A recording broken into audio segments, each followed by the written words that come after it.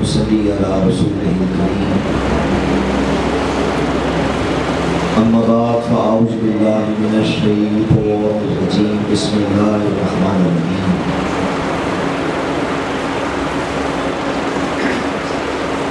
ما كان محمد نبا أحد من رجالكم ولكن رسول الله وخاتم النبيين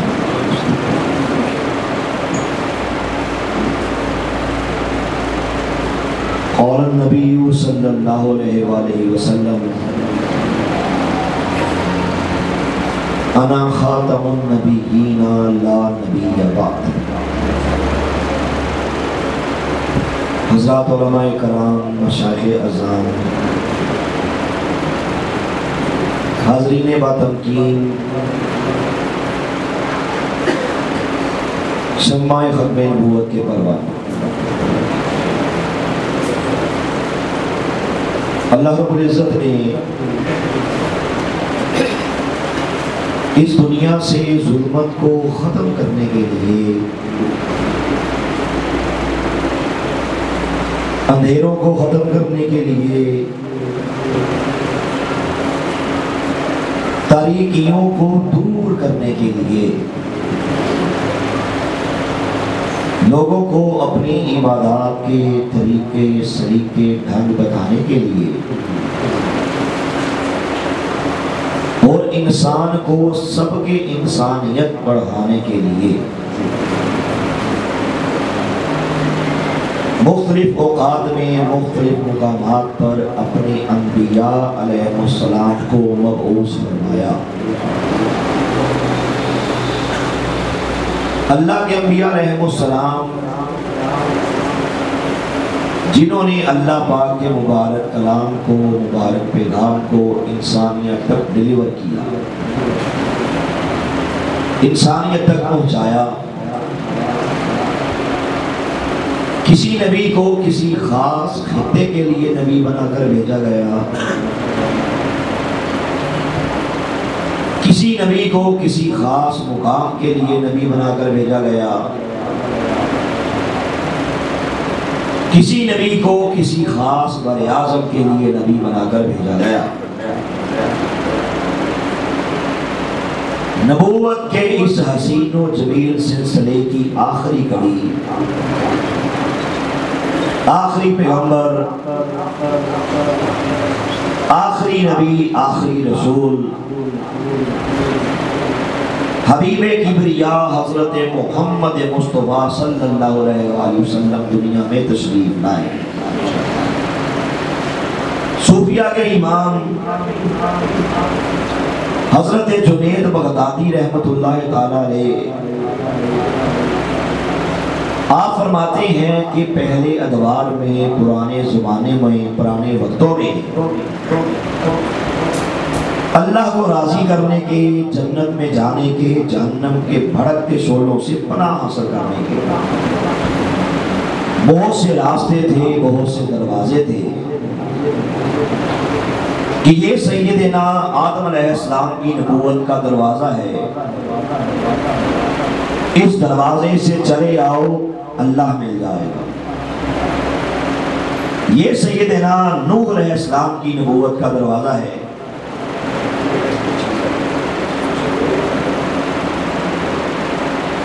اس دروازے سے داخل ہو جاؤ اللہ مل جائے گا۔ یہ سیدنا شعیب علیہ السلام کی نبوت کا دروازہ ہے، سیدنا ہارون علیہ السلام کی نبوت کا دروازہ ہے، سیدنا سلیمان علیہ السلام کی نبوت کا دروازہ ہے، سیدنا شعیب علیہ السلام کی نبوت کا دروازہ ہے، سیدنا یحییٰ علیہ السلام کی نبوت کا دروازہ ہے، سیدنا زکریا علیہ السلام کی نبوت کا دروازہ ہے، سیدنا یعقوب علیہ السلام کی نبوت کا دروازہ ہے، سیدنا یوسف علیہ السلام کی نبوت کا دروازہ ہے، سیدنا ابراہیم علیہ السلام کی نبوت کا دروازہ ہے، سیدنا اسماعیل علیہ السلام کی نبوت کا دروازہ ہے، سیدنا موسیٰ علیہ السلام کی نبوت کا دروازہ ہے، سیدنا عیسیٰ علیہ السلام کی نبوت کا دروازہ ہے۔ پروردگار کی طرف سے اس بات کا اناؤنس تھا کہ ان انبیاء علیہ السلام کے اپنے اپنے ادوار میں ان پہ ایمان لاتے رہو، ان کی نبوت کے دروازوں سے انٹر ہوتے رہو، اللہ مل جائے گا۔ لیکن جب آمینہ کے لال حبیب کبریاء حضرت محمد مصطفیٰ صلی اللہ علیہ وآلہ وسلم دنیا میں تشریف لائے تو آپ فرماتے ہیں کہ ہمارے پروردگار نے ان سارے کے سارے نبوت کے دروازوں کو بند کر دیا، کلوز کر دیا، اور نبوت محمدی کے مین گیٹ کو کھول دیا، اور ساری کائنات کے اندر اس بات کا اناؤنس کر دیا کہ اے قیامت تک آنے والے لوگوں، اب جس کسی کو روشنی چاہیے، اب جو کوئی بھی ہدایت کا طلبگار ہے، اب جو کوئی بھی جنت میں جانا چاہتا ہے، اسے میرے نبی کی ختم نبوت کو تسلیم کر کے اسلام میں داخل ہونا پڑے گا، کہ اس کو میرے نبی کو نبی بھی ماننا پڑے گا، رسول بھی ماننا پڑے گا، اور خاتم النبیین بھی تسلیم کرنا پڑے گا۔ اس عقیدے کا نام عقیدہ ختم نبوت ہے، کیونکہ ہمارے کریم آقا صلی اللہ علیہ وآلہ وسلم جو دین لے کر آئے، اب اس کے بعد کسی اور دین کی ضرورت باقی نہیں رہی۔ جو پیغام لے کر آئے، جو لائحہ عمل لے کر آئے، جو کتاب لے کر آئے، جو سلیبس لے کر آئے، جو نصاب لے کر آئے، پروردگار کی عزت کی قسم ہے اب اس کے بعد کسی اور کتاب کی، کسی اور سلیبس کی، کسی اور لائحہ عمل کی ضرورت باقی نہیں رہی۔ اس کائنات کے جس ذرے کا رب میرا اللہ ہے، اسی ذرے کے نبی ہمارے کریم آقا صلی اللہ علیہ وآلہ وسلم ہیں۔ اس عقیدے کا نام عقیدہ ختم نبوت ہے۔ علماء فرماتے ہیں کہ عقیدہ ختم نبوت دین اسلام کی بیس کا نام ہے۔ علماء فرماتے ہیں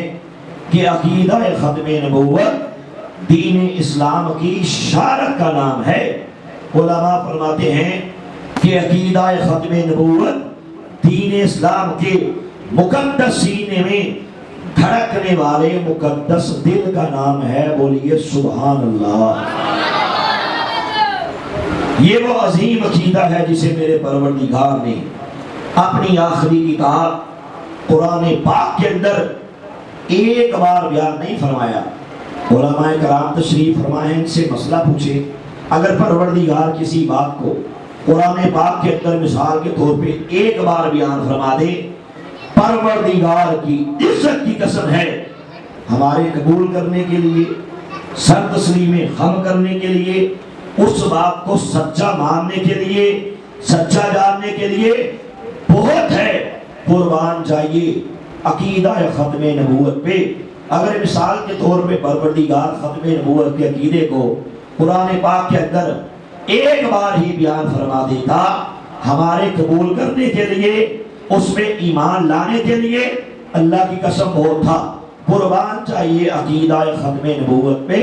کہ میرے پروردگار نے عقیدہ ختم نبوت کو قرآن پاک کے اندر 100 سے زائد مرتبہ ارشاد فرمایا ہے۔ پتہ لگ گیا خود پروردگار کے ہاں عقیدہ ختم نبوت کی کس قدر اہمیت ہے کہ میرے پروردگار نے اس عقیدے کو 100 سے زیادہ مرتبہ ارشاد فرمایا ہے۔ یوں تو قرآن بذات خود عقیدہ ختم نبوت پہ دلالت کرتا ہے، بذات خود یہ کتاب ہی عقیدہ ختم نبوت پہ بہت بڑی دلیل ہے، لیکن علماء کرام نے جو ختم نبوت کے ٹاپک پہ اسپیشلی آیات مبارکہ تھی انہیں اکٹھا کیا، 100 سے زیادہ آیات مبارکہ بنتی ہیں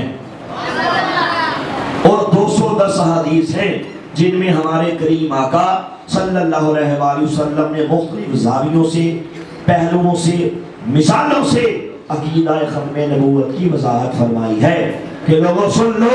اب قیامت تو آئے گی لیکن اب میرے بعد نہ کوئی نبی پیدا ہو سکتا ہے نہ کوئی رسول پیدا ہو سکتا ہے۔ انا خاتم النبیین، اور خاتم النبیین کا مطلب، معنی،